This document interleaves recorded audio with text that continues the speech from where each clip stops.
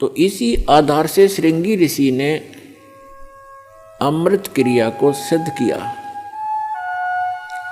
जैसा कि ये संत बताते हैं, ये तो इनको तो कख भी पता नहीं अमृत क्रिया क्या होती है। तालू का जीभ लगा लो ऐसे मोड़ कर, और कहते हैं फिर तालू से अमृत टपकेगा।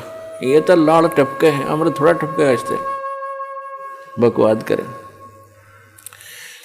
ये एक ऐसी क्रिया है जैसे जीभा को वापस मोड़ेंगे और तालू के लगाने की हम चेष्टा करेंगे तो हमारी नाड़ियां कसती हैं जो जीभा से और मस्तिष्क से संबंधित हैं।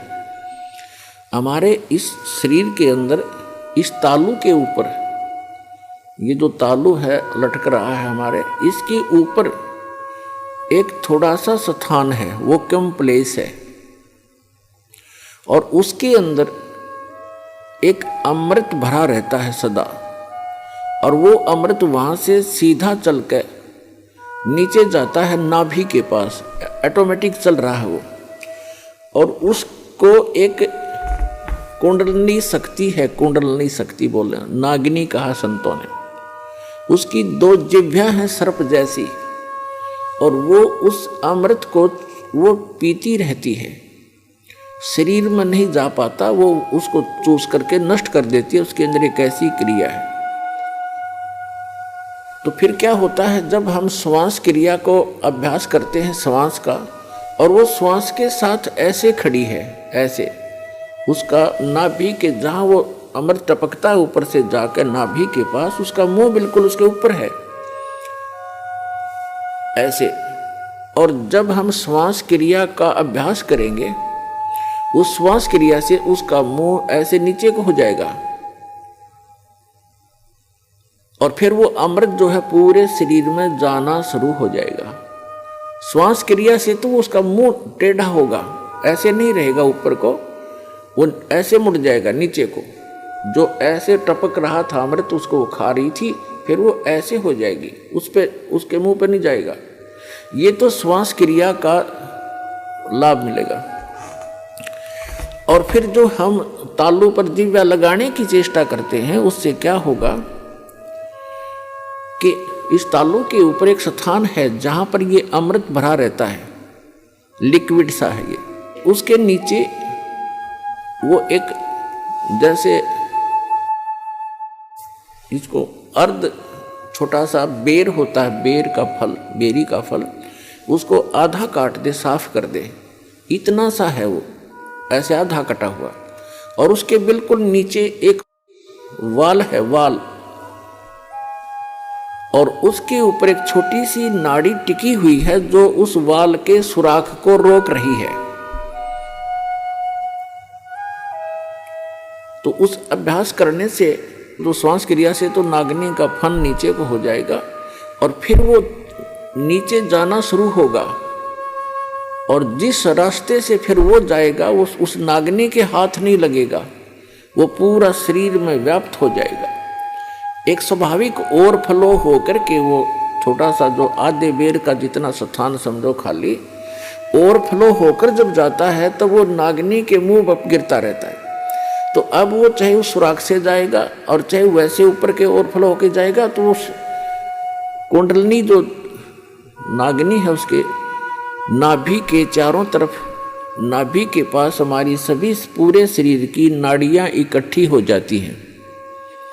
उनका एक ऐसा बंध है वहां पर, उसके ऊपर वो ऐसे लपेटी हुई है जैसे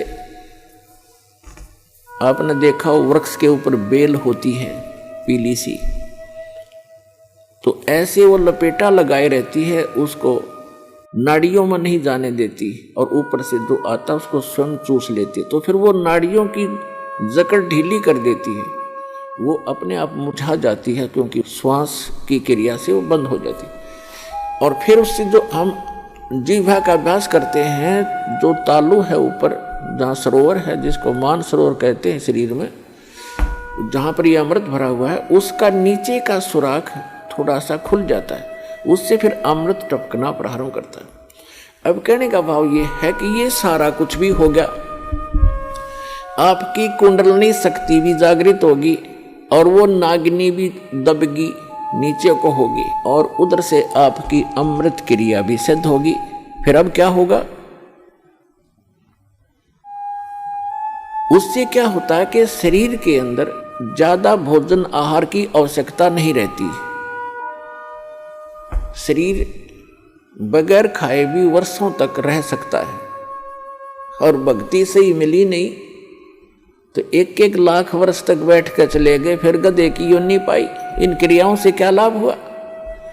जैसे खेत संवार लिया, बा दिया, घास उसका अड़ंगा खत्म कर दिया, और बीज बोया नहीं, बीज है नहीं, गेहूं के स्थान पर भांग बोली, यानी सत मंत्र ना जाप करके अन्य मंत्रों का जाप कर लिया, वो भांग बो दी।